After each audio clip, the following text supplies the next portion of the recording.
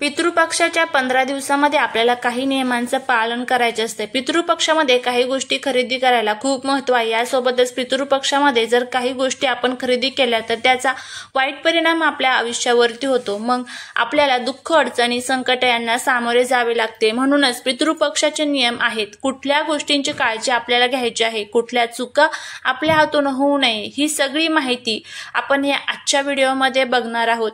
पितृपक्ष हा काळ अतिशय महत्त्वाचा आहे आणि गणपती बाप्पा आता संपले की लगेचच दुसऱ्या दिवसापासूनच पितृपक्ष सुरू होत असतो।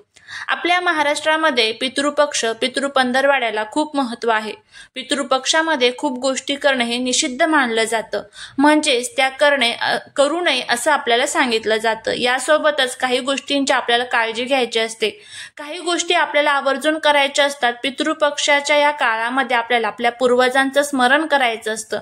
पूर्वजांच्या आत्म्याला शांती मिळावी म्हणून वेगवेगळे विधी, श्राद्ध, तिथी त्या अमुक एका तिथीला आपल्याला करायचे असतात। पूर्वजांच्या आत्म्याच्या शांतीसाठी हे 15 दिवस खूप महत्त्वाचे मानले जातात आणि म्हणूनच याला पितृपक्ष म्हणतात। पितृपक्षामध्ये पितृ ही या पृथ्वी तलावरती कावळ्याच्या स्वरूपामध्ये किंवा इतर कुठल्या प्राण्यांच्या स्वरूपामध्ये कुठल्या न कुठल्या रूपामध्ये ते आपल्यापर्यंत येत असतात। म्हणून या 15 दिवसामध्ये आपल्याला काही नियमांचं पालन करायचं आहे, काही चूक होणार नाही याची आपल्याला काळजी घ्यायची आहे। तुम्ही खूप देवदेव करता, पण जर तुम्ही पितरांचं स्मरण करत नसाल, पितरांची पूजा करणं तुम्ही विसरत असाल तर त्या पूजेचा कोणताही अर्थ राहत नाही। म्हणूनच लक्षात ठेवा, वर्षभर आपण पितरांची सेवा करत नाही। दर अमावस्या आणि पौर्णिमेला मी तुम्हाला सांगते की आपल्याला पितरांसाठी अमुक एका ठिकाणी दिवा लावायचा असतो, आपल्याला पिंपळाच्या झाडाची पूजा करायची असते। यामुळे आपला पितृदोष हा दूर होतो। आपल्याला आपल्या पितरांचं स्मरण करायचं असतं, कारण पित्र हे आपल्यावरती पित्र आहेत म्हणून आपण आहोत। आपले पित्र जर नसते तर आपण नसतोच। त्यांच्या स्मरण आपल्याला करायचं असतं, आपल्याला त्यांची आठवण करून द्यायची असते की तुम्ही आमच्यासाठी जे काही केलेलं आहे त्याचे आम्हाला उपकार आहेत।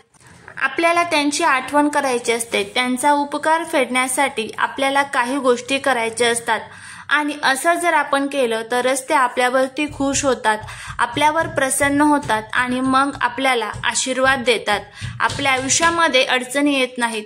तुमच्या घरामध्ये सतत भांडण, कटकट होत असतील, मुलं अभ्यासात हुशार नसतील, अजिबातच हट्टीपणा, खूप चिडचिडपणा ते करत असतील, ऐकतच नसतील, घरामध्ये कुठल्या ज्या सर्वसामान्य चुका नेहमी होत असतात, तर त्याच्या मागे पितृदोष हे सगळ्यात मोठं कारण असू शकतं।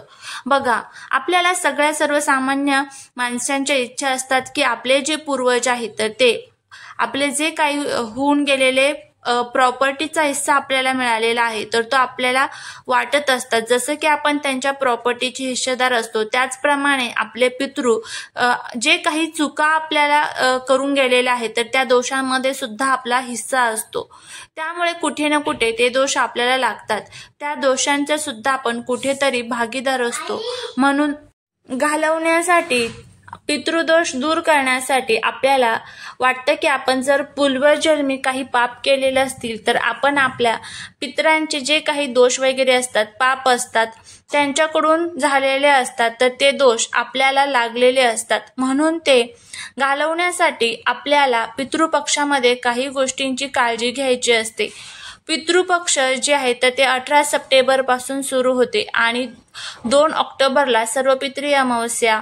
या 15 दिवसाच्या कालामध्ये कुठली काळजी घ्यायची आहे जेणेकरून पितृ आपल्यावरती प्रसन्न होतील, तर आपल्याला पहिले म्हणजे काही वस्तू खरेदी करणं या काळामध्ये हिताचं मानलं जात नाही। दुसरीकडे काही वस्तू खरेदी करणं अतिशय भाग्याचं ठरू शकतं, पण पितरांच्या शांतीसाठी, त्यांच्या मोक्षासाठी तुम्ही पितृपंधरवाड्यामध्ये तुम्हाला गाईला, कुत्र्याला, कावळ्याला जमेल त्या मुक्या जनावराला तुम्हाला खायला द्यायचे आहे। आता गाईला तर गोठ्यात जाऊन आपण खाऊ घालू शकतो, कुत्रे तर आपल्या आजूबाजूला भरपूर दिसतात। त्यानंतर तुम्ही बघा, मुंग्यांसाठी कुठेतरी कोपऱ्यामध्ये साखर ठेवा, पीठ ठेवा। जे काही प्राणी असतील, जे काही तुम्हाला दिसतील, दारात आले तर त्यांना अजिबात हिसकावू नका, त्यांना काहीतरी तुमच्या घरामध्ये जे असेल तर ते तुम्ही खायला द्या। त्यानंतर बघा, पितृपक्षाच्या काळामध्ये तुम्हाला दान करायचं दानाला खूप महत्त्व आहे. म्हणजेच तुमच्या यथाशक्तीने तुम्ही अन्नदान, वस्त्रदान, काही दान करा, पण गरजूंना तुम्ही नक्की दान करा. दानामुळे आपले मित्र खूप खुश होतात. पितरांचे स्मरण करून तुम्हाला कुठली पण वस्तू दान करायची आहे. तसेच या काळामध्ये बघा, तुम्ही लक्षात ठेवा, पितृपक्षामध्ये तुम्हाला शुभ कार्य करायचे नाहीत.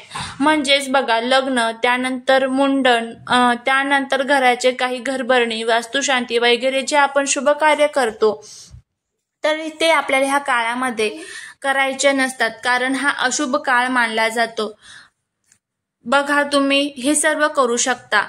तुम्ही नवीन व्यवसायाची सुरुवात करू शकता. पितृपक्षामध्ये तुम्ही नवीन घर, प्लॉट, फ्लॅट, नवीन कार वगैरे गोष्टींची खरेदी करू शकता, कारण हे केल्यामुळे आपले पूर्वज जे आहेत ते आपल्या प्रगतीवरती प्रसन्न होतात. तर त्यामुळे या वस्तू तुम्ही खरेदी करू शकता. पण आपण वस्त्रदान करत असतो. नवीन कपडे वगैरे घेण्यासाठी हा काळ अशुभ मानला जातो. तुम्ही या लग्न वगैरे या गोष्टी या काळामध्ये अजिबात करायच्या नसतात. पितृपक्षामध्ये कांदा, लसूण शक्यतो खाल्ला जात नाही, पण या नियमांचं लोक पालन करत नाहीत.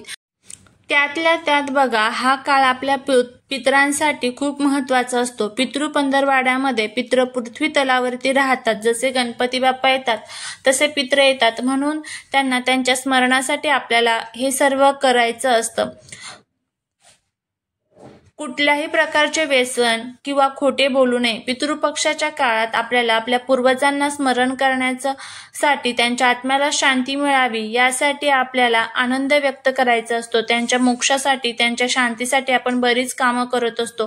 त्यांच्या प्रसन्नतेसाठी आपण दान वगैरे करू शकतो. हा जो 15 दिवसांचा काळ आहे ना, या पितृपक्षाच्या 15 दिवसामध्ये फक्त पितरांसाठी आपल्याला सेवा आणि उपाय करायचे असते. फक्त पितरांची आठवण करायची असते. त्यांच्या आत्म्याला शांती मिळावी म्हणून विविध प्रकारचे विधी केले जातात. श्राद्ध असे कार्यक्रम या काळामध्ये केले जातात. बघा, श्राद्धामध्ये श्राद्धविधी तर असतातच, पण आपण खूप गोष्टी श्राद्धामध्ये करतो. याला गाईला गुळ खाऊ घालणं, गुळपोळी खाऊ घालणं, गवत खाऊ घालणं, कुत्र्याला अन्नदान करणं, इतर काही लोकांना अन्नदान करणं, ह्या सर्व गोष्टी आपण ह्या पितृपक्षाच्या कालावधीमध्ये करू शकतो.